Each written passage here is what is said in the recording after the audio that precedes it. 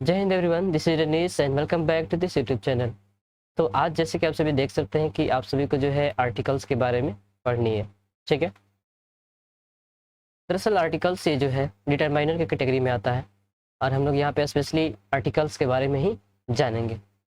Article की definition की बात की जाए तो ए, एन और द, ये तीनों को जो है आर्टिकल कहा जाता है। ठीक है।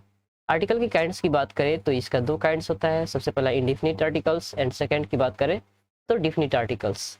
इंडिफिनिट आर्टिकल्स में ए और एन आ जाता है और द की बात करें तो ये डिफिनिट आर्टिकल में चला जाता है।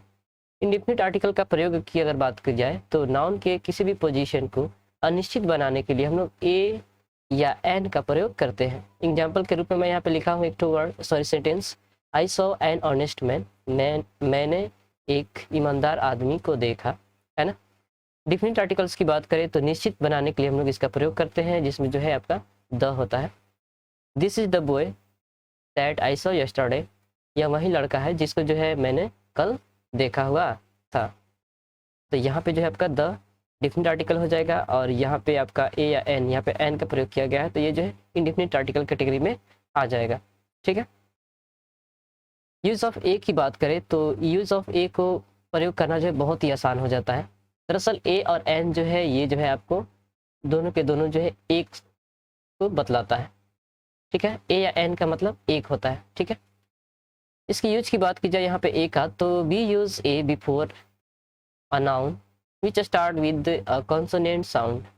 हम लोग वैसे नाउन के साथ या कोई एडजेक्टिव भी यहाँ पे हो सकता है तो वैसे वर्ड्स के साथ हम लोग प्रयोग करते हैं ए का जिसका जो है साउंड जो है आपका कॉन्सोनेंट साउंड होनी चाहिए। कॉन्सोनेंट साउंड का मतलब जो है आप दरअसल मतलब कि डायरेक्ट जो है इसको हिंदी में लिख देंगे। यदि मतलब कि आ ई ये जो भी है इसको ये वोवेल साउंड को छोड़ के जो भी वर्ड्स आता है सबके सब जो है कॉन्सोनेंट साउंड की कैटेगरी में आ जाता है। आप सभी हिंदी में सुने होंगे स्वर वर्ण एंड व्यंजन वर्ण, यानी कि स्वर ध्वनि और व्यंजन ध्वनि। तो यहाँ पे जो है जितना भी अ आई होता है सबका सब स्वर ध्वनि होता है और उसके उसको छोड़ के जितना भी शब्द आ जाता है सबका सब जो है व्यंजन ध्वनि में आ जाता है। यहाँ पे आप सभी देख सकते हैं कि आप लोग को जो है व्यंजन ध्वनि का प्रयोग करके यहाँ पे ए का प्रयोग करना है। यूरोपियन, मैं एक एग्जाम्पल यहाँ पे लिख रखा हूँ, इसको हिंदी में लिख के देखेंगे। यूरोपियन, इसका पहला लेटर आप सभी देख सकते हैं जो कि यह है और यह जो है एक व्यंजन यानी कि कॉन्सोनेंट साउंड है जिसके चलते हम लोग यहाँ पे ए का प्रयोग करेंगे।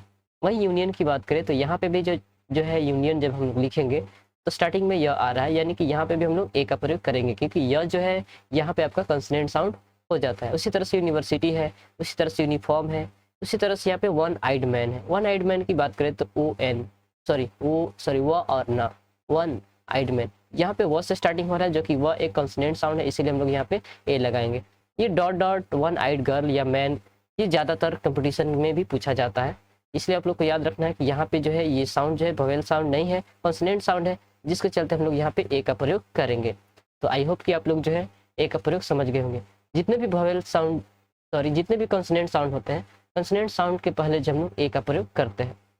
वहीं यूज ऑफ एन की बात करें तो यूज ऑफ एन का भी मतलब एक ही होता है।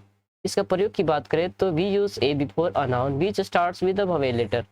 हम लोग ऐसे शब्द के साथ हम लोग एन का प्रयोग करते हैं जिसका जो स्टार्टिंग साउंड की अगर हम लोग बात करें, लेटर का साउंड की बात करें तो वो वोवेल होनी चाहिए। यदि वो वोवेल साउंड से स्टार्ट हो रहा है तो हम लोग वहाँ पे एन का प्रयोग करेंगे। जैसे एग, हम लोग यहाँ पे देख सकते हैं एग जो कि यहाँ पे ए जो है एक वोवेल साउंड है जिसके चलते हम लोग एन का प्रयोग यहाँ पे करेंगे। डॉट डॉट एप्पल की बात करेंगे तो यहाँ पे भी एप्पल ए से ही स्टार्ट हो रहा है जिसके चलते ये जो है वोवेल साउंड हो जाता है और यहाँ पे हम लोग एन का प्रयोग कर देंगे। उसी तरह से एस पी की बात करें तो यहाँ पे एस और पी इस तरह से लिखा जाता है।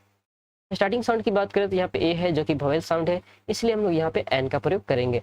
याद रखिए कि यहाँ पे जो है कोई लेटर मतलब कि यहाँ पे कुछ भी जो है लेटर से कोई मतलब नहीं होता है, यहाँ पे स्पेशली ध्यान देना होता है क्या तो साउंड। ठीक है। यहाँ पे ऑनेस्ट की बात करें तो यहाँ पे आप सभी देख सकते हैं यहाँ पे इसका प्रोनाउंसिएशन होता है ऑनेस्ट जो कि एच साइलेंट होता है और यहाँ पे आया यानी कि ये जो है एक वोवेल साउंड है। इस तरह से जो आप लोग यहाँ पे एन का प्रयोग करेंगे। उसी तरह से आवर की बात करें तो यहाँ पे भी जो है आ रहा है जो कि एक वोवेल साउंड है इसीलिए यहाँ पे हम लोग एन का प्रयोग करेंगे। यानी कि जितने भी वोवेल साउंड आएंगे उसके पहले जो हम लोग एन का प्रयोग कर देंगे। उसको पहचानने का बिल्कुल आसान तरीका है, आप जो है हिंदी में लिख दीजिए। अगर जो है आपको वहाँ पे स्वर वर्ण दिखता है तो आप जो है वहाँ पे एन का प्रयोग कर सकते हैं। अगर वही बात करें ए की, तो जो भी व्यंजन वर्ण या ध्वनि आएगा तो उसके पहले हम लोग ए का प्रयोग कर देंगे। बस करनी क्या है, तो उसको हिंदी में लिख देना है। तो आई होप कि आज जो है आप लोग ए एन का प्रयोग जान गए होंगे, जो कि इंडिफिनिट आर्टिकल्स की कैटेगरी में आता है। तो आई होप कि आप लोग जो है यूज ऑफ ए और एन का यूज समझ गए होंगे। नेक्स्ट क्लास में हम लोग देखेंगे कि कहाँ पे जो है ए और एन का प्रयोग नहीं किया जाता है, ठीक है।